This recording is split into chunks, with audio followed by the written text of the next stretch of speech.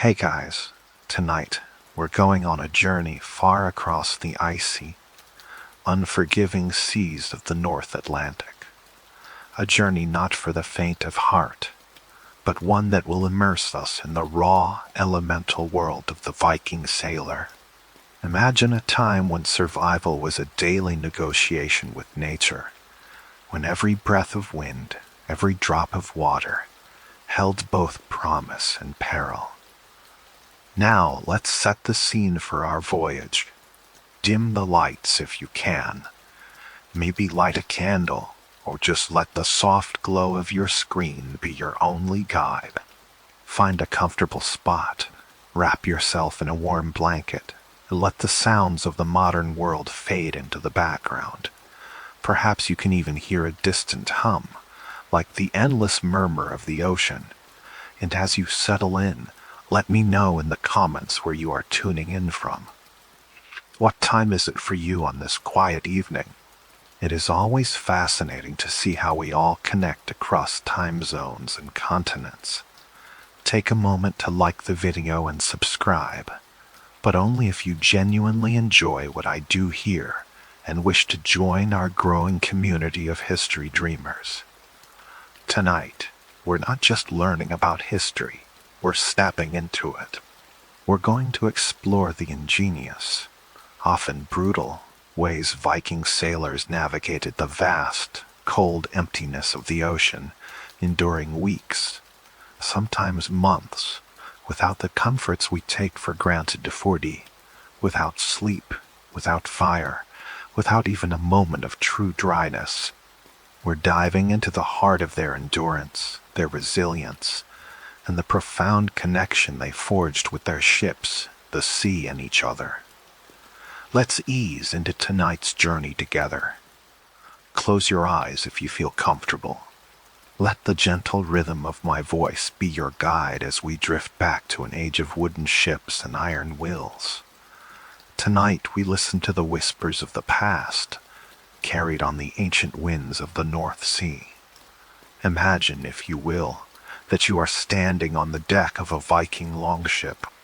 It is not a rigid, unyielding vessel, but something else entirely. This is not merely a boat, it is a living entity, a breathing creature of wood and sinew, crafted with an understanding of the sea that borders on reverence. As the waves swell beneath you, you don't feel the harsh, jarring impact of a modern ship. No, this ship moves with the water, not against it. It flows, it flexes, it breathes. The longship's unique structure is its secret. Unlike the massive, stiff hulls of later centuries, a Viking longship is designed with a spine that can bend. Its planks secured not by rigid nails but by flexible lashing and rivets, allow the entire vessel to undulate, to twist and turn with the ocean's immense power. Feel it now beneath your feet, a subtle rhythmic sway, a gentle give and take with the vast gray expanse of the North Atlantic. Each timber, each plank, each carefully carved rib seems to whisper a secret language to the next, a continuous conversation of strength and surrender. Listen closely. Can you hear the ship's song? It's a symphony of low, resonant creaks and groans. Not the sharp, splintering sounds of a ship in distress, but the deep, soothing murmur of wood working in harmony. The oak and pine planks rub against each other, a soft, persistent friction that becomes the heartbeat of your journey. It's a lullaby sung by the ship itself, a gentle, almost meditative sound that penetrates the cold air and settles deep within your bones. Each rise and fall of the hull is accompanied by these rhythmic whispers, a constant reminder that you are cradled by a colossal, wooden beast, alive and responsive to every nuance of the sea. You are not merely a passenger on this vessel, you are an extension of it. Your body learns its rhythm, anticipates its movements. As the ship crests a wave, you feel the subtle lift, a momentary weightlessness, followed by the soft, controlled descent into the trough. The deck beneath your boots is never truly still, never truly flat. It is a constantly shifting landscape, a topography of subtle slopes and gentle curves, all moving in perfect synchronicity with the ocean's breath. You learn to brace yourself instinctively, to find your balance not by fighting the movement but by flowing with it. Your muscles learn to relax into the sway, to become part of the ship's organic dance.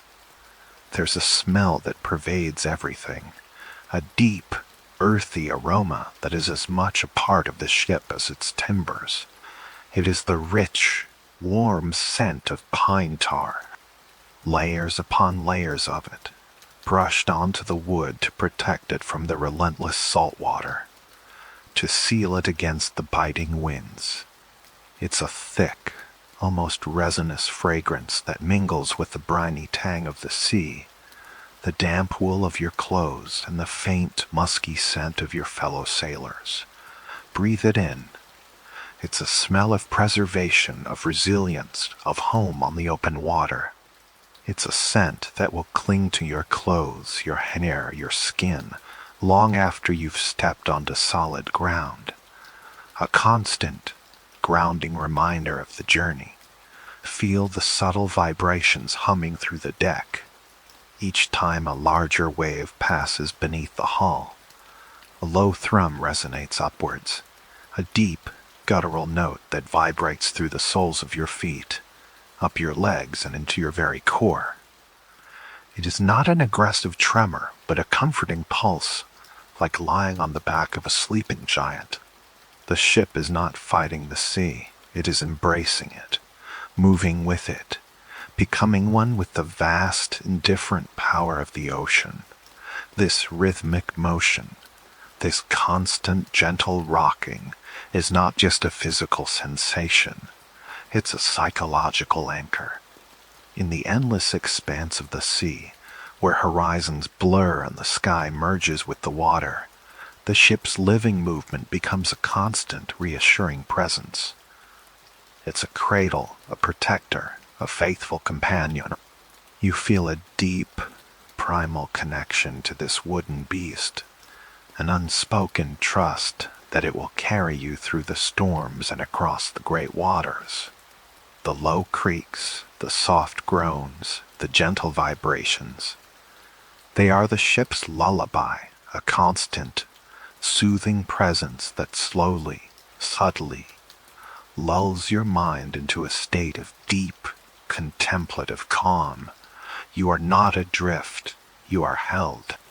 You are not lost, you are moving with purpose, carried by the breathing ship.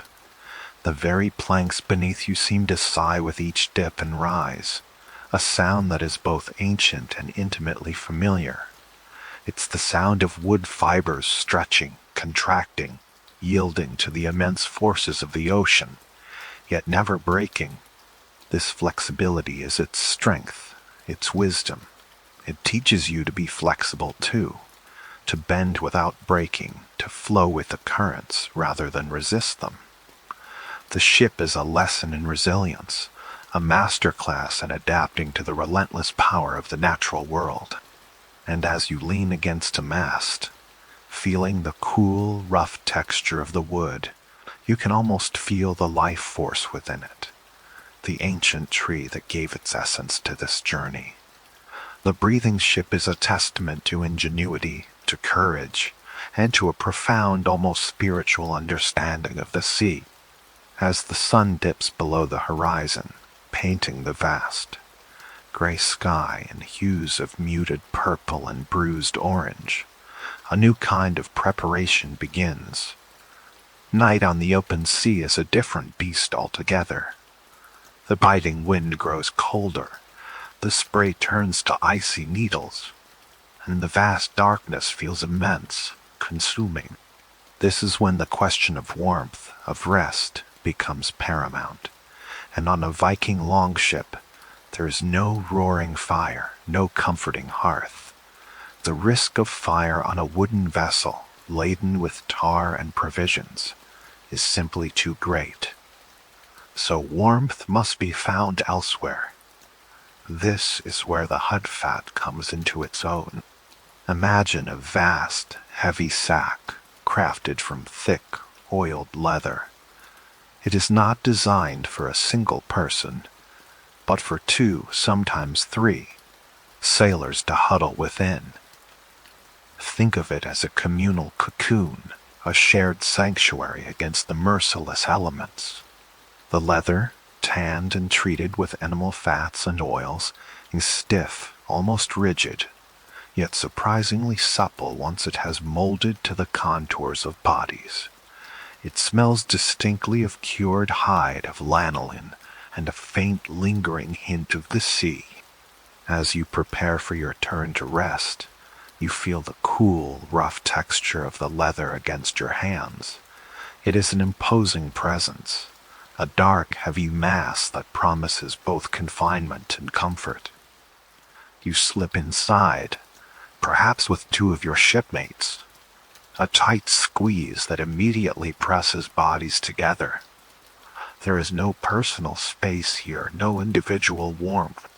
Warmth is a shared resource, generated by the collective heat of three bodies, pressed shoulder to shoulder, hip to hip, a tangle of limbs and heavy wool.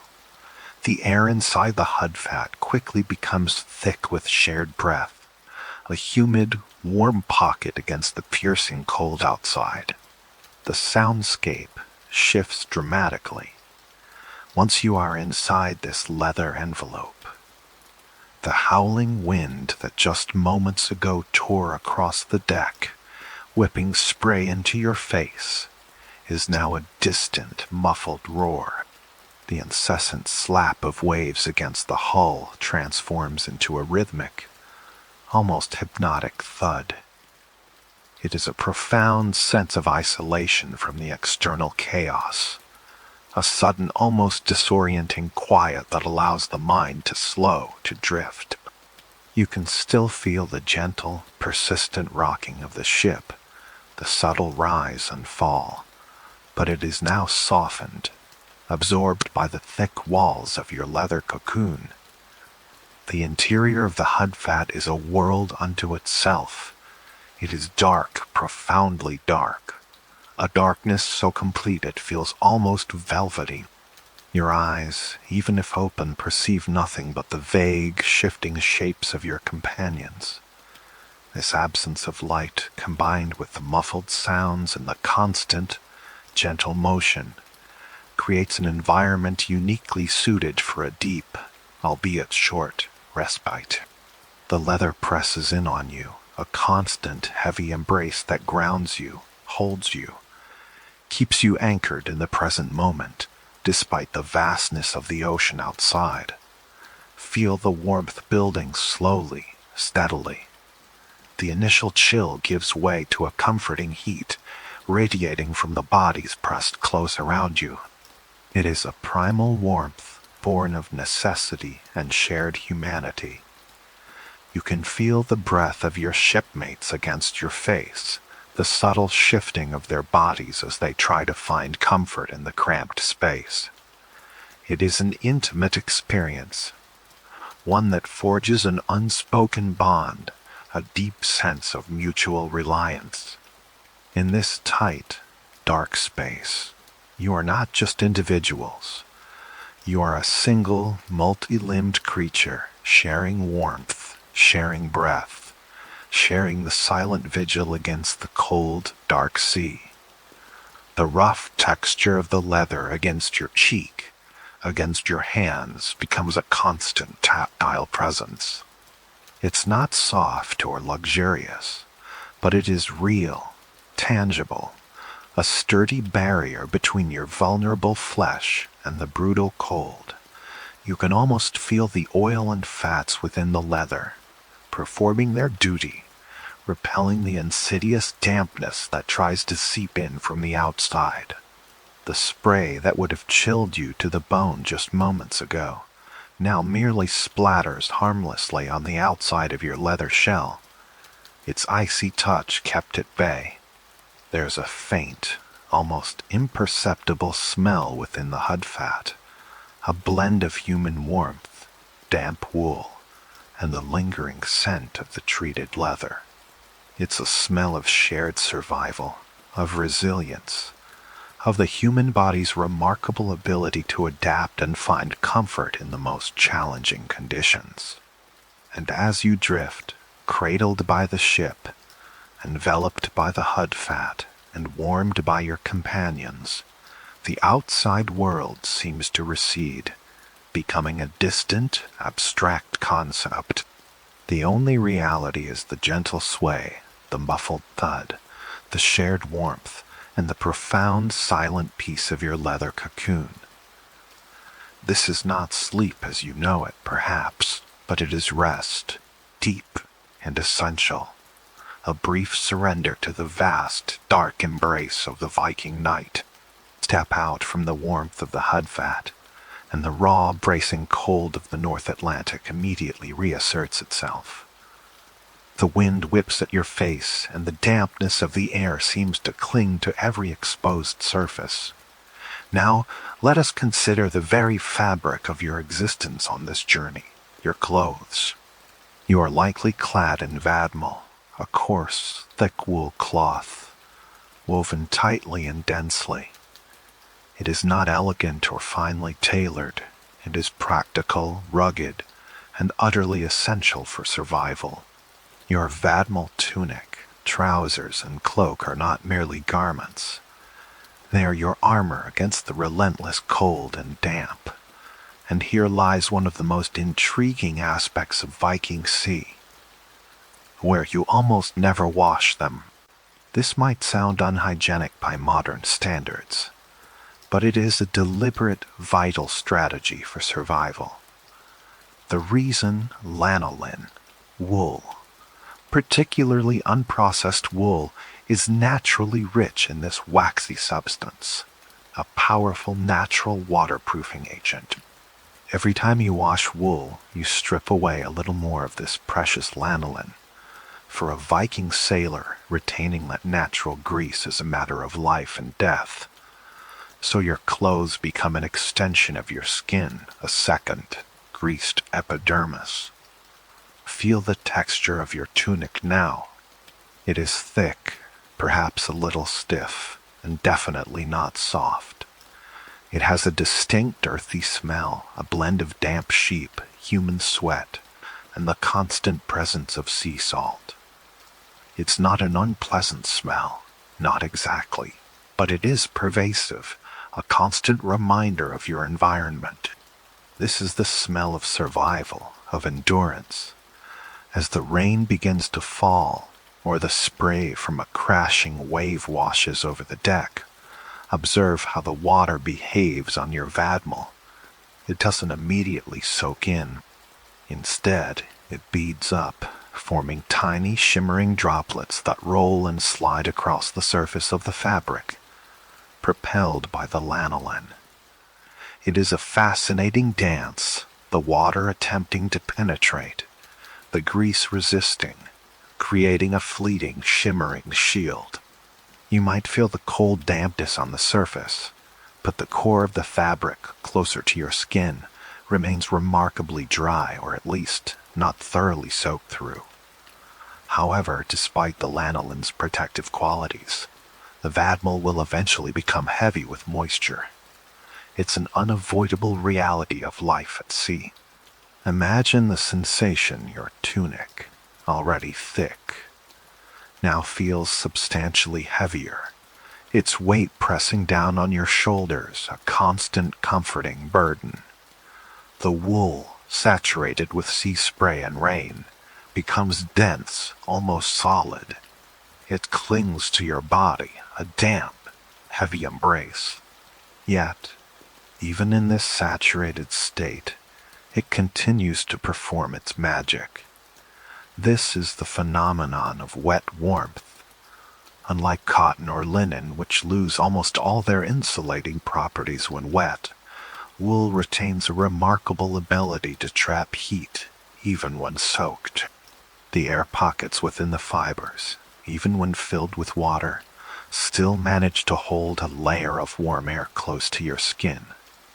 So you are wet, yes, but you are not necessarily freezing. There is a peculiar, almost paradoxical comfort in this state. It's a damp, heavy warmth, a constant, enveloping presence that prevents the deep, penetrating chill that would otherwise lead to hypothermia. Feel the subtle prickle of the wet wool against your skin. It's not an irritating itch, but a persistent, almost soothing sensation, a constant reminder that your protective layer is doing its job.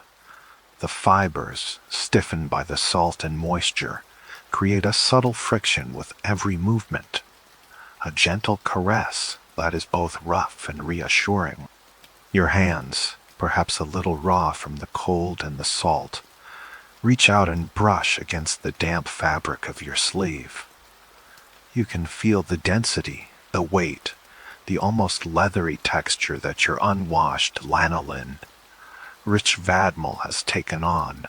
The constant presence of salt further enhances this arbor. As the seawater dries, tiny crystals of salt form within the wool fibers, adding another layer of stiffness, another barrier against the wind. Your clothes become almost self-supporting, holding their shape even when you take them off, a testament to the layers of grease, salt, and human resilience. This armor of grease is not just a physical barrier, it is a mental one too. It allows you to accept the cold, the damp, the constant presence of the sea, not as enemies, but as conditions to be managed.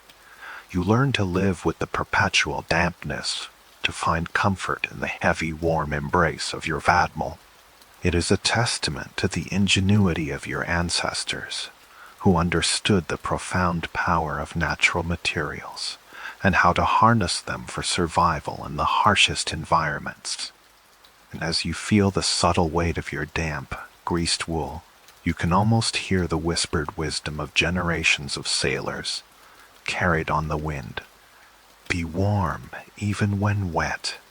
Be strong even when weary. Be resilient like the wool upon your back. This is the essence of Viking survival at sea.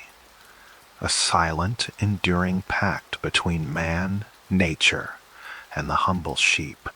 The sky above the North Atlantic is a tapestry woven from shades of gray.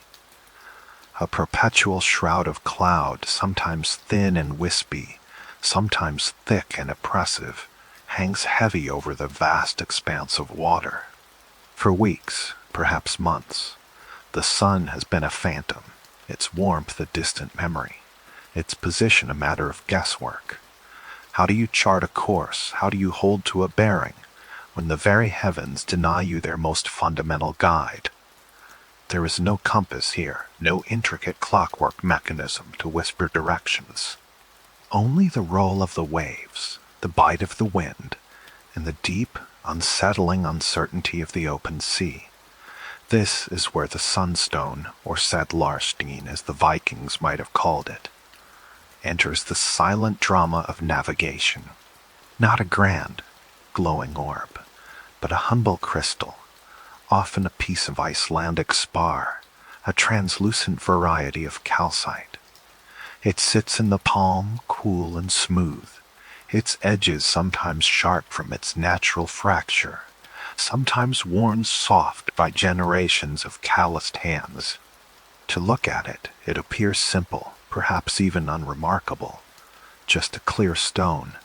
But within its crystalline structure lies a secret, a subtle interaction with light that could mean the difference between finding land and vanishing into the endless gray. Imagine the scene. The longship cuts through the swells, a rhythmic creak of timbers its only constant companion. The air is damp, heavy with the scent of pine tar and brine. A sailor, perhaps the navigator, or simply a man tasked with this crucial duty, takes the Sunstone from its protective pouch. It might be a small leather bag or simply wrapped in a piece of vadmal. The cold touch of the crystal against the skin is a stark contrast to the rough warmth of the hands that hold it. He holds it aloft, not directly at the sun, for there is no sun to be seen, but towards the brightest patch of the overcast sky. His eyes, narrowed against the glare, or perhaps just from habit, peer through the clear facets of the stone. The process is one of profound stillness and concentration. It demands a quiet mind, a steady hand, and an almost intuitive understanding of light. He rotates the crystal slowly, deliberately, his gaze fixed. The world outside the small, clear window of the stone blurs into a monochrome wash. What he is searching for is not a direct image, but a phenomenon, the polarization of light. Even on the cloudiest day, sunlight still scatters and polarizes as it passes through the atmosphere. The sunstone, with its unique optical property of birefringence, can reveal this hidden pattern. As he turns the stone, a subtle shift begins to occur. The gray sky, seen through the crystal, might darken slightly in one orientation, then lighten as he rotates it further. Or a faint, almost imperceptible band of light might appear, a ghost of the sun's true position. It is not a dramatic flash, not a clear arrow pointing the way. It is a whisper, a hint, a fleeting moment of clarity in the pervasive dimness. He might close one eye, then the other, trying to eliminate any optical illusions, any trick of the light. His brow furrows in concentration, his breath held shallow, as if not to disturb the delicate balance of light and crystal. The muscles around his eyes begin to ache, a dull throb from the sustained focus.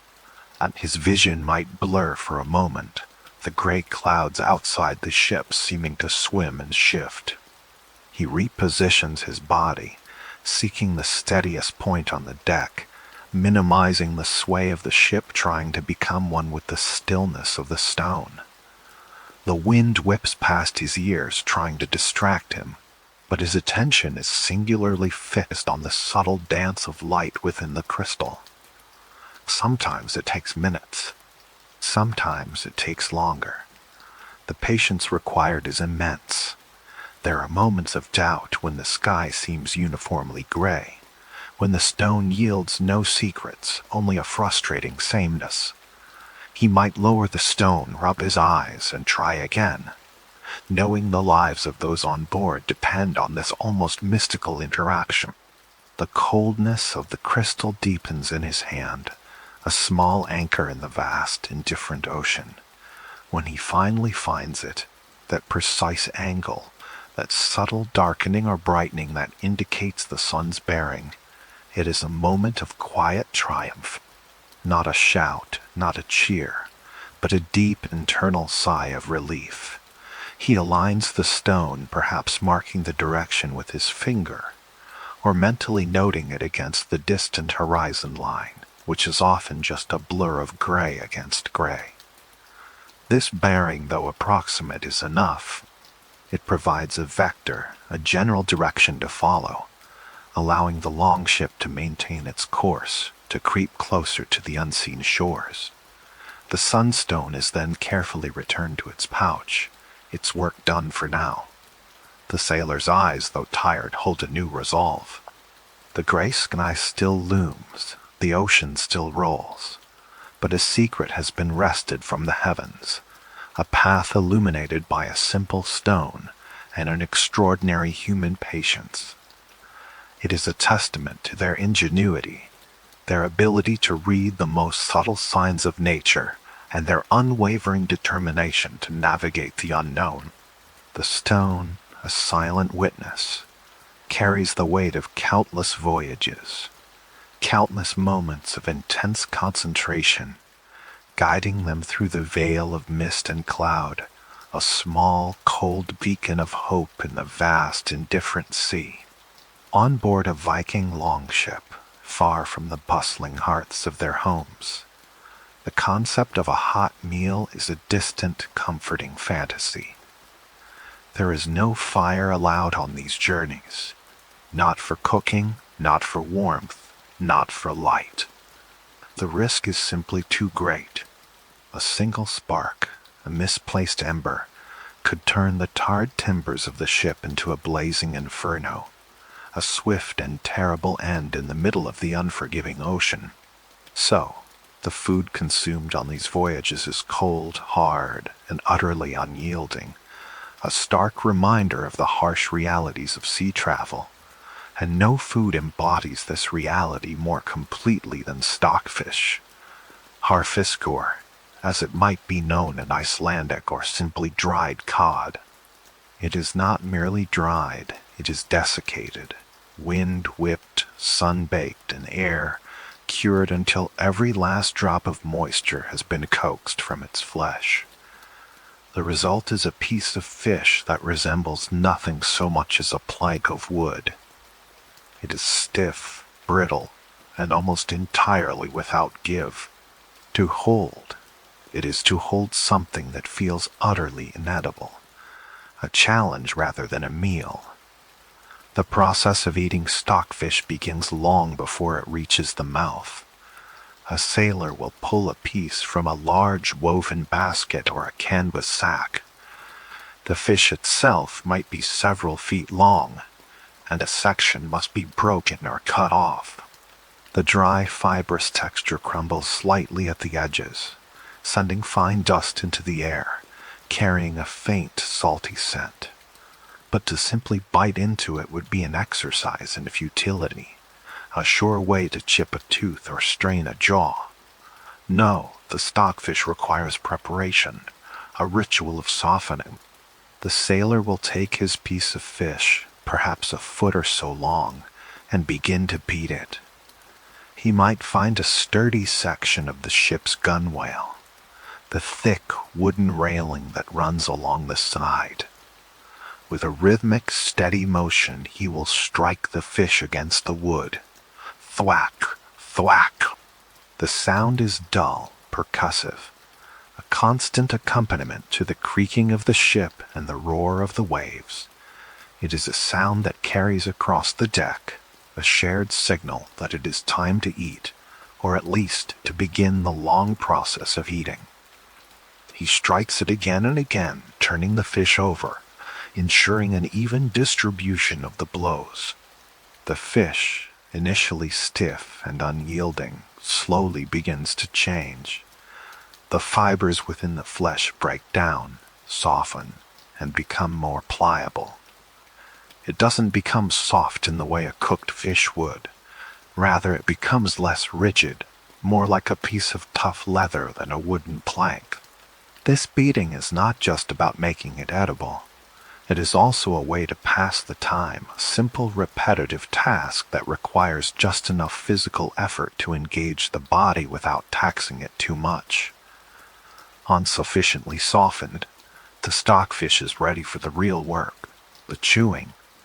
The first bite is still a challenge. The texture is rough, fibrous, almost like chewing on a piece of bark.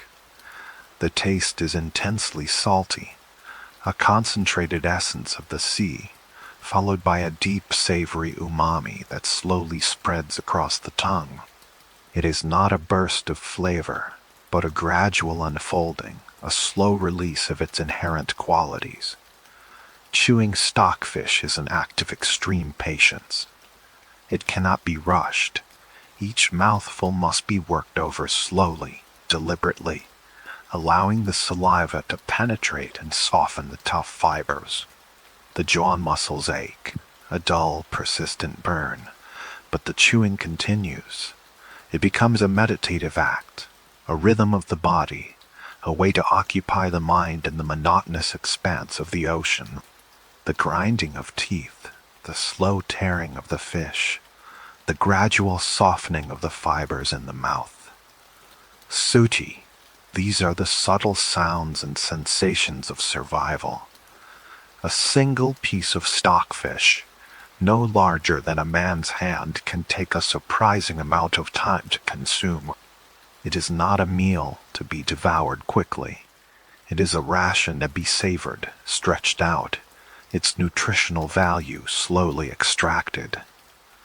The saltiness makes the mouth water, but it also creates a deep thirst, an ironic consequence of this essential food. Yet, it provides vital protein, keeping strength in the limbs and focus in the mind. As the fish slowly breaks down, it becomes a paste, a thick, chewy mass that eventually yields to the swallow. The taste lingers, a memory of the sea, of salt, of the raw, unadorned fight for sustenance. There is no joy in this eating, no culinary delight, but there is a profound satisfaction in the act itself, the knowledge that one has fed the body, sustained the journey, and endured another day at sea. The chewing of stockfish is not just about nourishment. It is a testament to the Viking sailors' resilience, their ability to find strength in the most challenging and unappetizing of provisions, to transform a hardship into a routine of survival. The vastness of the ocean, while awe-inspiring, presents a fundamental challenge to survival: the scarcity of fresh, potable water. On a longship far from land, every drop of fresh water is precious, meticulously rationed. But even with the most careful management, water stored in wooden barrels quickly turns stale, develops an unpleasant odor, and eventually becomes undrinkable, a breeding ground for bacteria. The clear, refreshing liquid that quenches thirst on land becomes a hazard at sea. This is where Sýra enters the daily life of the Viking sailor. Sýra, or fermented sour whey, is not a luxury. It is a necessity, a lifeline against dehydration and disease. It is a byproduct of cheesemaking, a thick, yellowish, opaque liquid left behind after the milk solids have been separated. On land it would be a common drink, a staple of the dairy, rich Norse diet. At sea, it becomes a potent elixir, offering far more than mere hydration. Imagine the barrel, lashed securely to the deck, its wooden staves dark and damp from the sea spray. Inside, the Sýra sloshes with the movement of the ship, a low muffled sound that is a constant presence. When it is time to drink, a sailor will carefully unfasten the lid, revealing the surface of the liquid. It might have a slight film, a testament to its fermentation, but beneath it lies the cloudy, viscous liquid. The first whiff is sharp, pungent. A distinct sourness, a tang of lactic acid, fills the nostrils. It's not an unpleasant smell, but it is certainly not the sweet, clean aroma of fresh water. It speaks of fermentation, of a living, active liquid. A single wooden spoon, worn smooth by countless lips and hands, is produced. This is the communal spoon, a symbol of shared survival. There are no individual cups, no personal vessels. Thirst is a shared burden, and its relief a shared ritual. The spoon dips into the Sýra, bringing forth a generous, glistening scoop. The liquid is thicker than water, almost syrupy, clinging to the wood. It is cool, perhaps even cold, from the ocean air, a stark contrast to the often parched throats of the sailors. The first sip is a shock to the senses. An intense sourness immediately floods the mouth, tingling the tongue, stimulating the salivary glands. It's a taste that is both bracing and slightly challenging, a jolt to the system.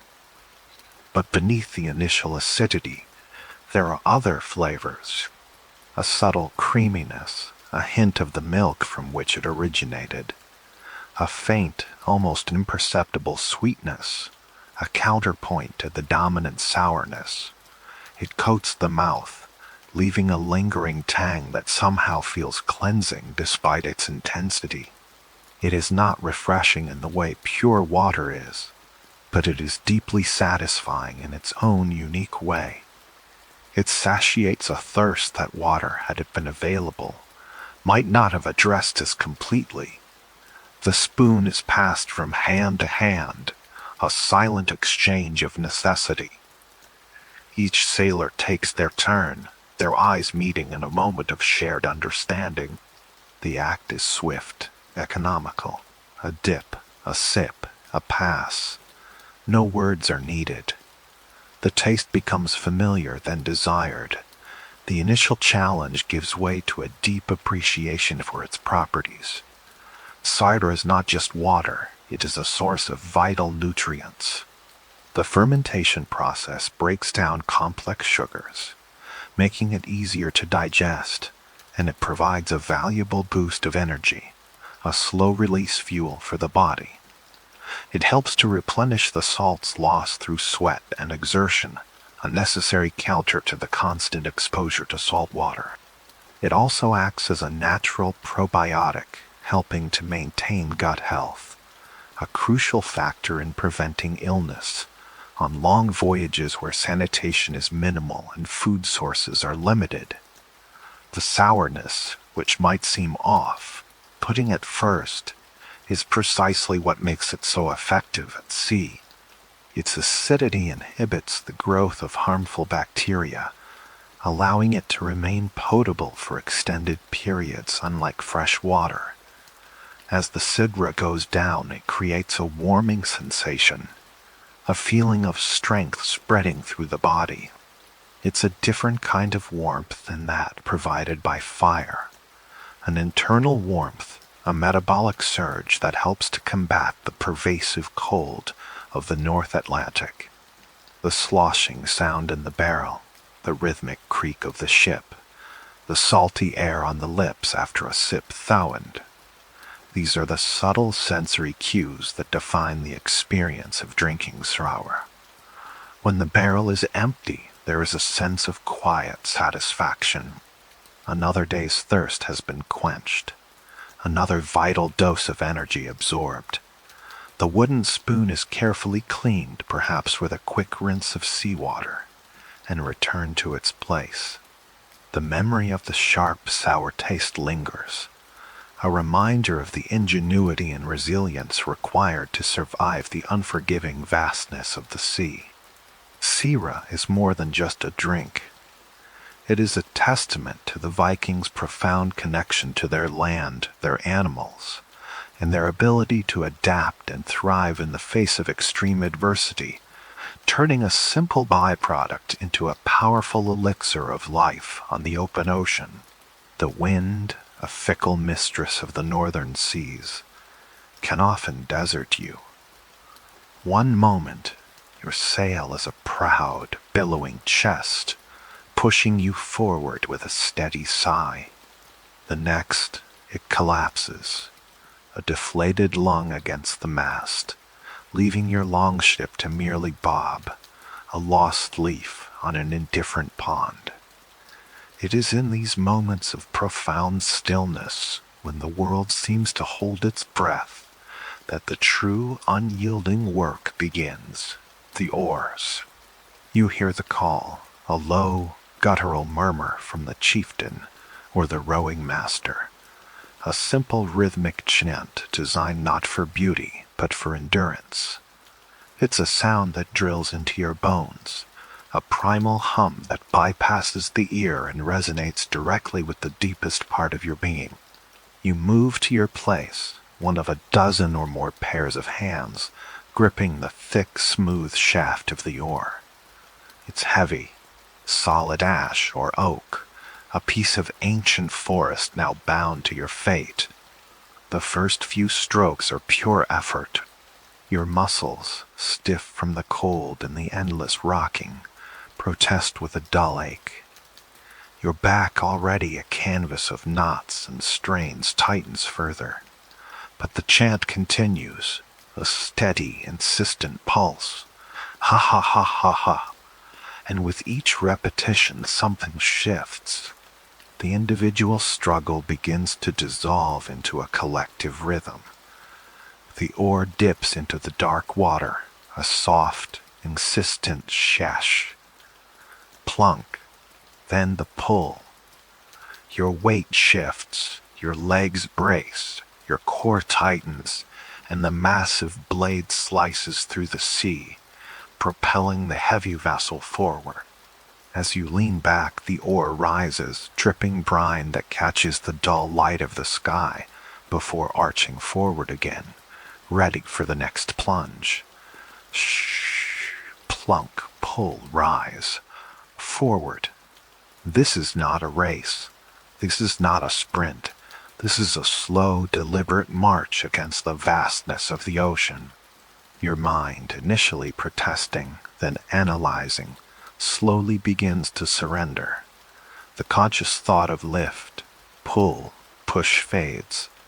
Your body takes over, becoming an extension of the oar, an organic part of the ship's engine. The world outside the arc of your oar begins to blur.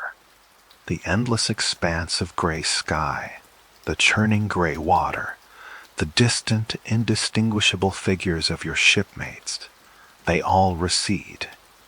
Your focus narrows to the precise, repetitive motion, the subtle give of the oar against the water, the familiar grain of the wood beneath your calloused palms, the faint, metallic taste of sweat on your lips. The rhythm becomes a lullaby, a deep, physical hum that vibrates through your chest.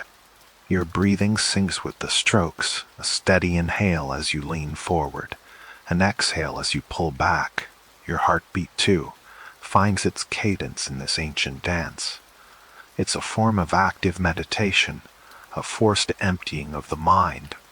There are no grand thoughts here, no complex plans, no anxieties about the future or regrets about the past. There is only the oar, the water, and the beat. Time, at relentless measurement, begins to warp. Minutes stretch into hours, hours collapse into an indistinguishable flow. You might glance up, surprised to find the sun now lower on the horizon, or the clouds shifting in a way that suggests an entire afternoon has passed in what felt like a single continuous breath. Your muscles, once screaming, now ache with a dull, pervasive numbness. It's a different kind of pain, less sharp, more a deep-seated weariness that settles into your bones, a heavy cloak you carry without complaint. This is the state of waking sleep, a trance born of sheer, relentless repetition. Your eyes might be open, but your mind is elsewhere, drifting on the currents of the subconscious. You are present, yet absent, aware, yet detached. The rhythmic creak of the oarlocks, the splash of the water, the low chant of the rowing master Sundi. These sounds become the soundtrack to your journey into a strange liminal space. You are a machine, a cog in a larger mechanism, and in that surrender, there is a peculiar sense of peace. The world shrinks to the confines of your immediate task, and in that reduction, all other concerns momentarily cease to exist. The vast, terrifying ocean is tamed, for a brief spell, by the simple, hypnotic rhythm of the oar. Even in the most grueling of journeys, the body eventually demands its tribute.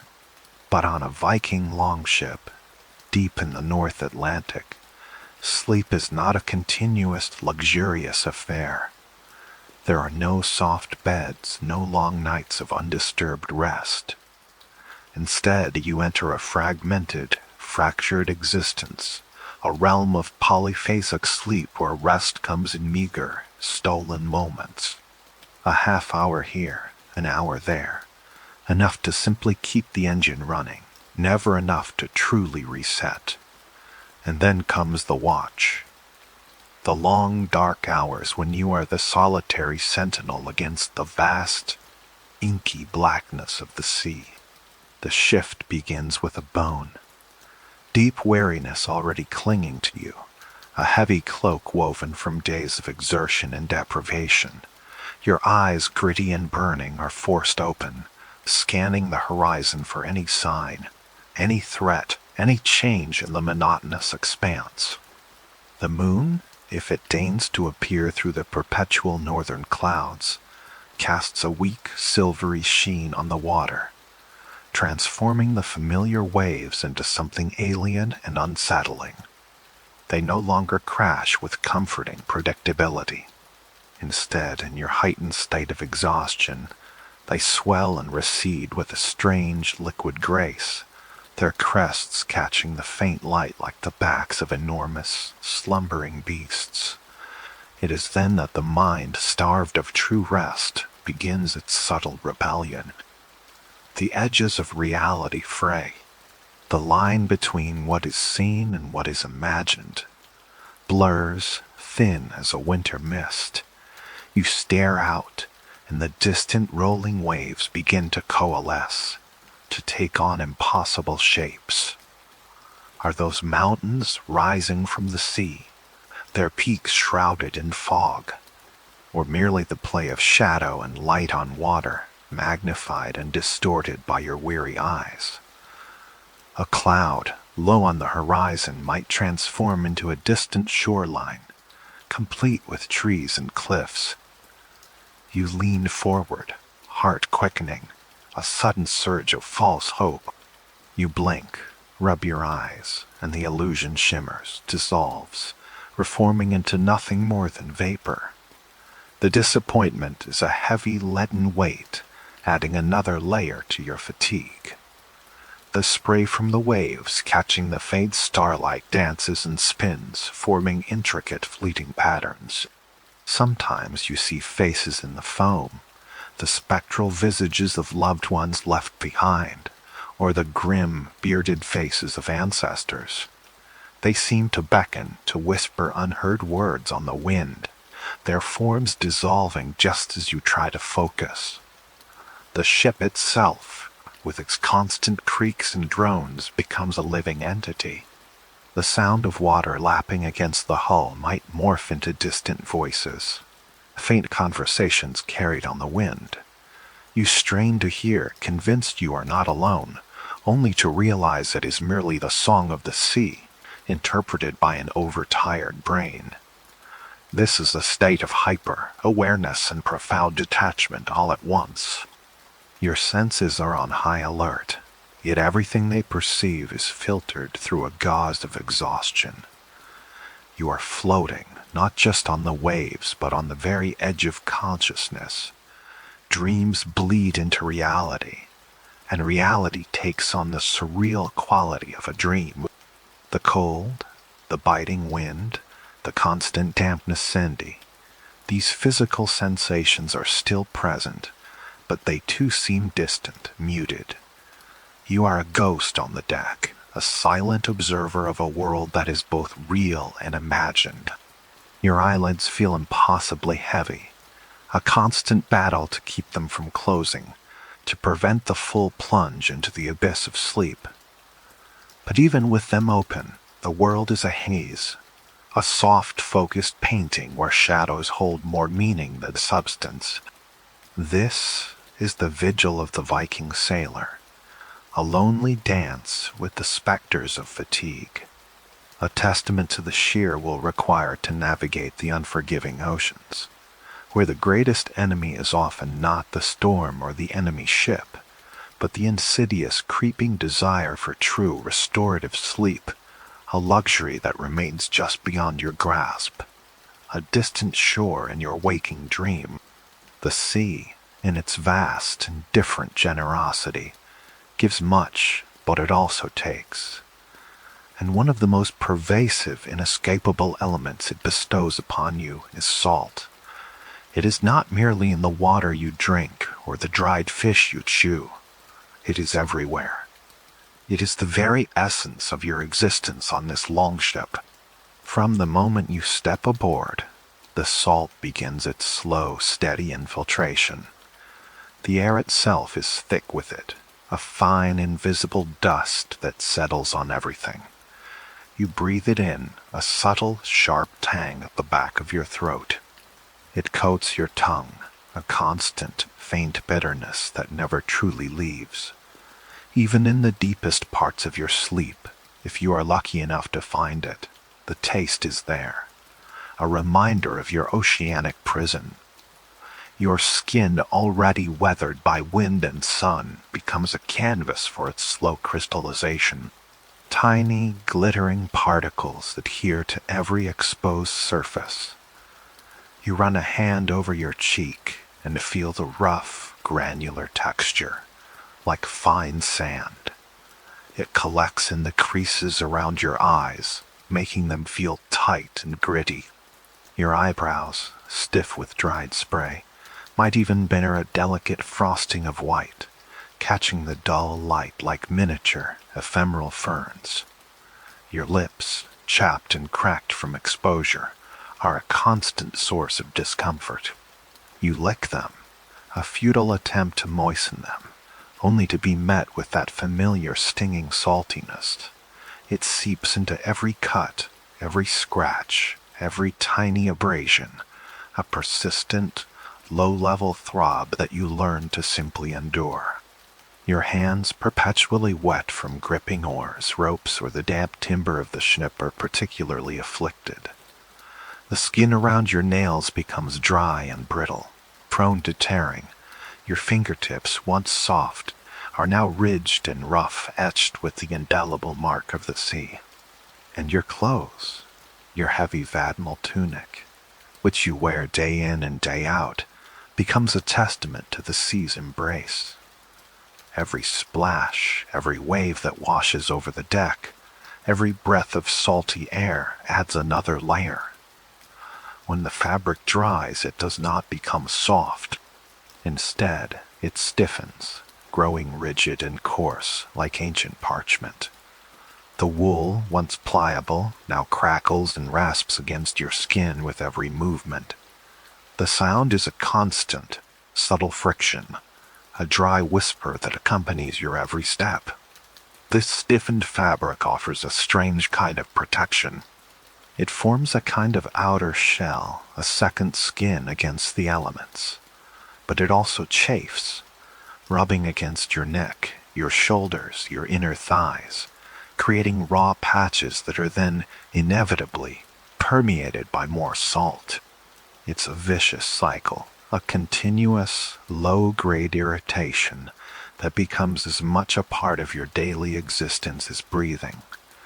The salt doesn't just rest on the surface, it permeates your very being.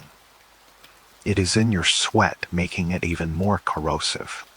It is absorbed into your body, affecting your thirst, your digestion, your overall sense of equilibrium. You become a creature of salt, a walking, breathing embodiment of the ocean itself. There is a strange, almost spiritual connection to this omnipresent salt. It is the taste of survival, the taste of the journey, the taste of the vast, indifferent world that surrounds you. It is a constant reminder of where you are and what you are doing. It binds you not just physically, but psychologically to the ship, to your comrades, to the endless, unforgiving sea. It is the enduring mark of the Viking sailor, a silent, pervasive testament to the journey, etched into your very being, a salty legacy of the northern waters. The world aboard the longship, for weeks on end, was a symphony of natural forces, a relentless chorus of wind and water. But within that overwhelming soundscape, the human element often retreated into a profound, almost sacred silence. This was the way of the sea wolves, the unspoken pact of survival. Too much chatter, too many idle words, was a luxury no one could afford. Every syllable expended, every anecdote shared, drew upon precious reserves of energy, reserves that might be needed to battle a sudden squall, to haul on a frozen rope, or to simply endure another day of biting cold and ceaseless motion. Conflict, too, was a silent specter, always lurking in the cramped confines of the longship. A misplaced word, a casual slight, could fester in the close quarters, building resentment that, when unleashed, could threaten the fragile unity essential for survival. So, a culture of quiet understanding emerged, born of necessity and reinforced by the vast, indifferent expanse of the ocean. Your Iners, accustomed to the constant roar of the wind whipping past the mast, the rhythmic slap of waves against the hull, the deep, resonant groan of the timbers as the ship flexed and twisted, would become acutely attuned to the subtle shifts in this natural symphony. The sudden absence of a particular creak might signal a problem, just as a new, sharper whistle in the wind could herald a change in weather. Human voices, when they did emerge, were often low, terse, and deliberate. Commands were barked, yes, but often with a practiced brevity, understood by all without need for elaboration. A grunt, a nod, a shared glance across the rolling deck conveyed more than 100 words could in the face of such elemental power. Imagine the feeling of that silence. It wasn't an empty silence, but a full one, brimming with the sounds of the natural world. The deep thrum of the wind vibrating through the taut rigging, a sound that resonated in your chest, a low, continuous hum that became the heartbeat of the journey. The ceaseless hiss and rush of water, a liquid embrace that enveloped the ship, sometimes a gentle caress, other times a furious slap. The high-pitched shriek of gulls far overhead, a fleeting auditory cameo in the endless blue. And beneath it all, the subtle, organic symphony of the ship itself, the rhythmic groan of the keel, the soft creak of the oarlocks, even when unused, shifting with the ship's motion, the almost imperceptible rustle of the sail when the wind changed its mind. These were the sounds that filled your world, replacing the familiar babble of human conversation. In this quietude, your internal world deepened. Thoughts became clearer, sharper, unclouded by external distraction. You might find yourself replaying memories of home, the faces of loved ones, the warmth of a hearth fire, the taste of fresh bread. Or perhaps you drift into a meditative state, your mind emptying, becoming as vast and open as the sky above. The sheer scale of the sea had a way of shrinking human concerns, reducing them to their most fundamental elements: warmth, food, safety, and the distant promise of land. Communication became an art form of the subtle, a tightening of the jaw, a slight shift of the shoulders, the way a man gripped his oar. These were all signals understood by those who had spent weeks, months in each other's silent company. When a shared task required coordination, it was often achieved with minimal verbal exchange. Two men might haul a rope, their movements perfectly synchronized, their eyes meeting only for a fleeting moment to confirm understanding, their breathing a shared rhythm. The weight of the rope, the strain in their muscles, the sway of the deck beneath their feet. These were their shared language, more potent than any words. There was a strange intimacy, born of this enforced silence. You knew your shipmates not through their words, but through their presence, their resilience, the way they moved, the subtle expressions that flitted across their salt-worn faces. You learned to read the fatigue in their eyes, the stubborn resolve in their stance, the quiet fear that sometimes shadowed their gaze. This was a bond forged in shared hardship, in the silent understanding that each man depended on the other for his very survival. The wind itself was often the loudest voice, a constant companion that howled, whispered, and sometimes shrieked its way across the open water. It filled your ears, permeated your very being, a raw, untamed force that defined the very essence of the journey. Yet, within that tempestuous embrace, the absence of human voices created a unique kind of solitude, a profound peace that settled deep within the bones. It was the sound of existence, stripped bare, raw, and undeniably real. And in that rawness, there was a certain kind of beauty, a deep, resonant calm that allowed the soul to breathe, even as the body shivered. For those long voyages of migration, the longships carried more than just warriors and their plunder. They carried the seeds of new lives, the promise of new settlements. And with those seeds often came the creatures of the land, the very beasts that would help forge a new existence in a new world. Sheep, their woolly bulk a comforting presence.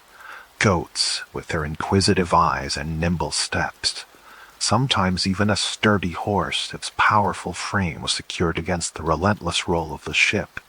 These animals, living cargo, became unexpected sources of warmth, comfort, and a profound connection to the familiar world left behind. Imagine the cold, the relentless bone, chilling cold that permeated every fiber of your being.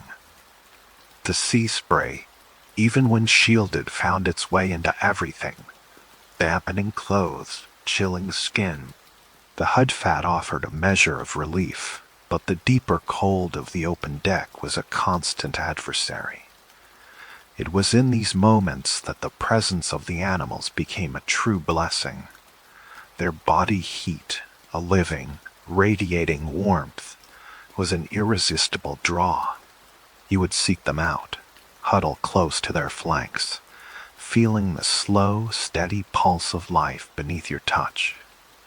The sheep in particular, with their thick, lanolin-rich fleeces, were like living, breathing blankets.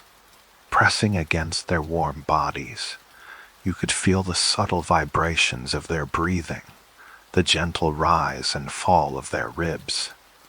The wool, even when damp, offered a surprising insulation, a soft, yielding barrier against the biting wind. Their natural musk, earthy and comforting, blended with the salt and pine tar, creating a unique scent profile that spoke of survival and the promise of land. The sounds they made were equally comforting.